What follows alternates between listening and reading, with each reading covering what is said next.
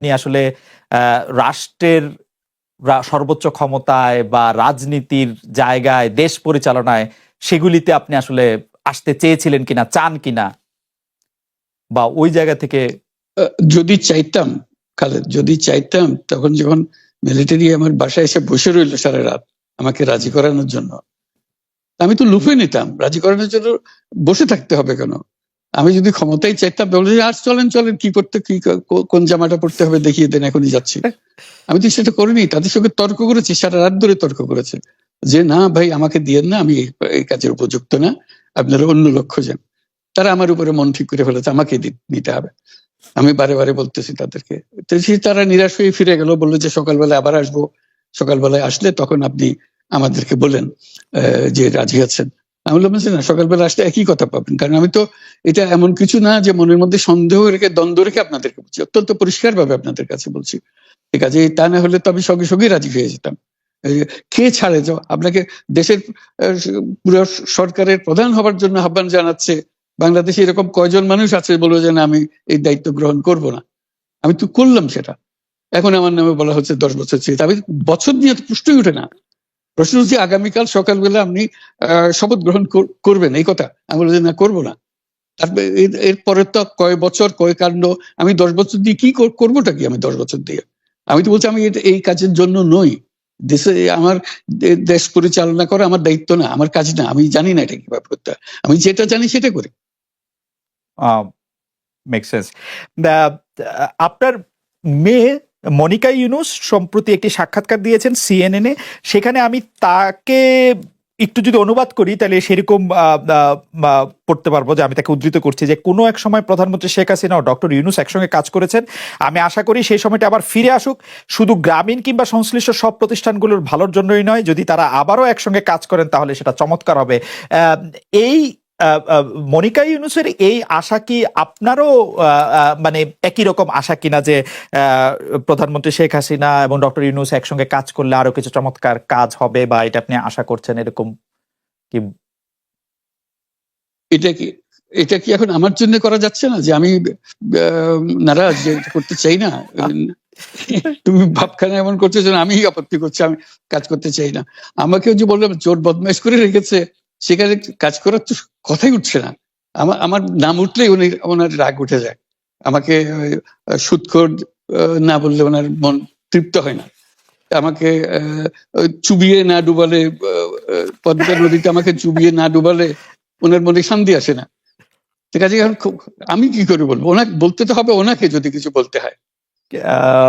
পদ্মা নদীর কথাটা যখন উঠলই, পদ্মা ব্রিজ সম্পর্কে যে কথাটা সরকারের উচ্চ মহল থেকে এটা বলা হয় যে আপনি আপনার ক্ষমতা ব্যবহার করে বা আপনার পরিচিতি ব্যবহার করে বা আপনার যে একটা সাংঘাতিক রকমের গ্রহণযোগ্যতা সারা দুনিয়াতে আছে, যেটি আসলে ওয়ার্ল্ড ব্যাংক সহ অন্য জায়গায় আছে, সেটি দিয়ে আসলে আপনি পদ্মা সেতুটা বাংলাদেশ যাতে ঋণ না পায় সেটির জন্য আপনি চেষ্টা করেছেন।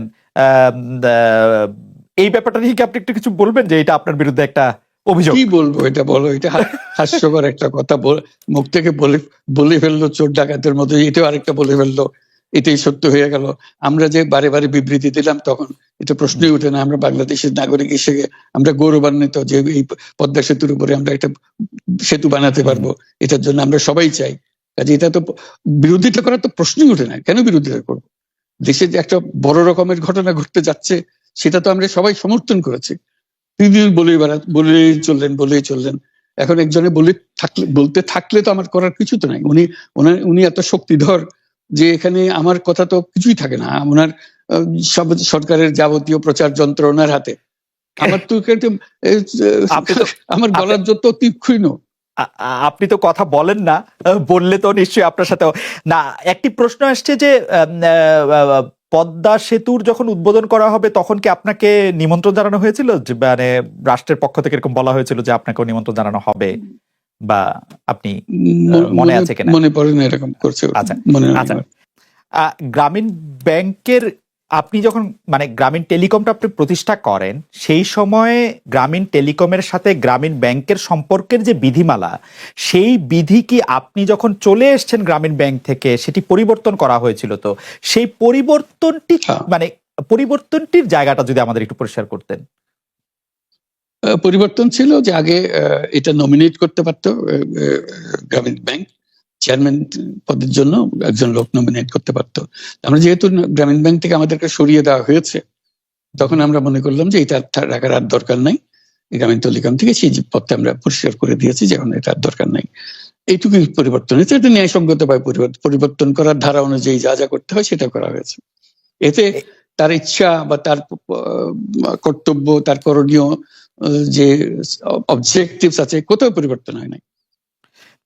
এই ক্ষেত্রে আমাদের এই বিষয়ে আর কি এইটাই আমাদের আরেকটা প্রশ্ন, সেটা হচ্ছে যে গ্রামীণ টেলিকম কি গ্রামীণ ফোন থেকে প্রায় 37% লভ্যাংশ পায়, যে এবং যদি পায় 34% লভ্যাংশ পায়, সেই 34% লভ্যাংশের যে টাকাটা, সেই টাকাটা কোথায় বা কি উদ্দেশ্যে ব্যয় করা হয়? সেই সামাজিক ব্যবসায়, যেটি আসলে আপনার প্যাটেন্ট করা সোশ্যাল বিজনেস, সেটির কাঠামোটা আসলে কি, বা সেটি কিভাবে আপনি করেন? সামাজিক ব্যবসা হলো এমন একটা নতুন ধরনের ব্যবসার চিন্তা, যেটা আমরা প্রমোট করছি, আমরা নিজেরা প্র্যাকটিস করছি। যেটা ব্যবসা মানে হলো মুনাফা করা, ব্যক্তিগত মুনাফা করা, এবং তার লক্ষ্য হলো সর্বোচ্চ মুনাফা করা। এটি হলো ইকোনমিক্স এর নিয়ম, যে সর্বোচ্চ মুনাফা যদি করি সবকিছু ঠিকঠাক মতো চলবে। আমরা বললাম যে এটা ভুল জিনিস, যে সর্বোচ্চ মুনাফার মধ্যে দিয়ে মানুষকে এক রকমের নেশাগ্রস্ত করেছে। এই মুনাফার নেশার মধ্যে তাকে ঢুকিয়ে দেওয়া হয়েছে। এই মানুষকে এই মুনাফার নেশাগ্রস্ত মানুষ হিসেবে এটা আমরা কল্পনা করতে পারি না। আমরা বলছি যে এটা মুনাফা সে করবে, সর্বোচ্চ মুনাফা করবে, কিন্তু অন্য ধরনের ব্যবসা আছে। ব্যবসা এখন শুধু এক প্রকারের ব্যবসা আছে, যে ব্যবসাতে শুধু মুনাফা সর্বোচ্চকরণ, এটাই হলো নির্দিষ্ট নিয়ম।